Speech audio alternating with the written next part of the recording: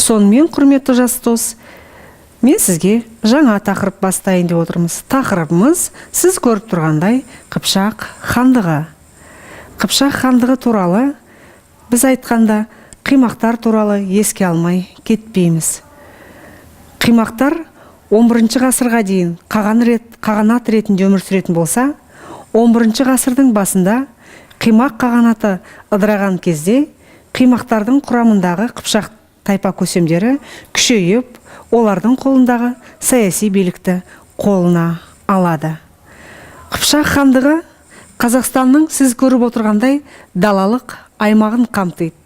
Қыпшақ хандығының жеріне Қазақстанның далалық аймағы мен тек қана Жетісу аймағы енбеді. Сізге, құрметті жас дос, сұрақ болып келуі мүмкін. Қыпшақ хандығының жеріне жатпайтын жер. Сонда сіз былай деп жауап беріңіз: Жетісу аймағы Қыпшақ хандығының жеріне кірген жоқ. Қыпшақ хандығы қай жерді алып жатты деген сұрақ келген жағдайда Дешті Қыпшақты. Ал енді Дешті Қыпшақ деген сөз не мағына береді дейтін болсақ, Қыпшақтар даласы. Сонымен Қыпшақтар даласы, Қыпшақ хандығының алып жатқан жері біздің Қазақстанның далалық аймағы. Дешті Қыпшақ шығыста Алтай, Ертіс өзендерінен басталып, батыста қазіргі Днестр өзеніне дейін созылатын.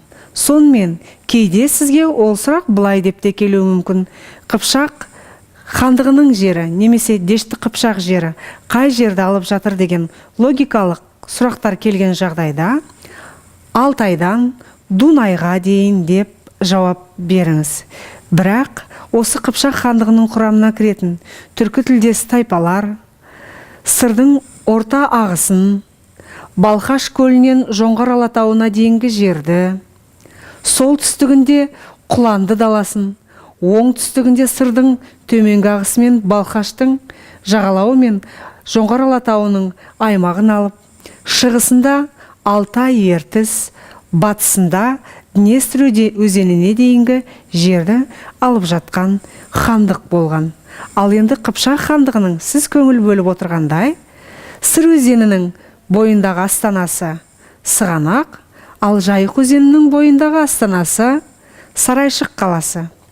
Қыпшақ хандығы, яғни Қыпшақ хандығының құрамында өмір сүрген тайпалар ежелгі қазақ жерін мекендеген түркі тілдес тайпалар болатын.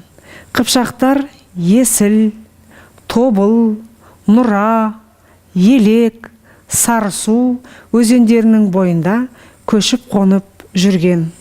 Ал Маңғыстау мен Үстіртте қыстап, ал енді жазғы жайлауын Жем, Сағыз, Ойыл, Қобда, Жайық өзендерінің бойында өткізген. Сонымен Дешті Қыпшақ даласы қай жерден басталып, қай жерден аяқталады деген кейде сирек келетін сұрақ болса, шығыста Алтайдан Дунайға дейін, ал енді Ертістен Еділге дейін шығыс Дешті Қыпшақ, ал Еділден Днестрға дейін батыс Дешті Қыпшақ болып аталады. Ал енді Қыпшақ хандығы шығыс Дешті Қыпшақта құралды, яғни өмір сүрді. Алтайдан Еділге дейінгі аралықты алып жатқан мемлекет болған.